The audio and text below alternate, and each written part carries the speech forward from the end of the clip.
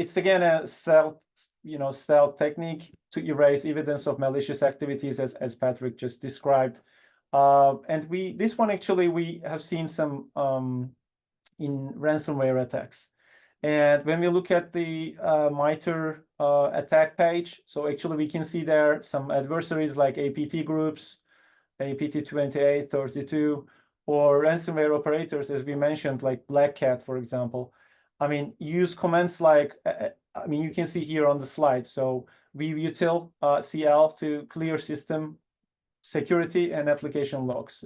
So what to share with you is the VTI score, 3 out of 5. While not always malicious, this is often part of ransomware playbooks or advanced attack chains. So that's something to underline. And also there are some other ways that's used for, clearing the evidence, like PowerShell or event viewer logs using GUI, anyways. So this VTI ensures just to make sure that use of these commands is flagged as you put the samples in the sandbox, and you can have the visibility.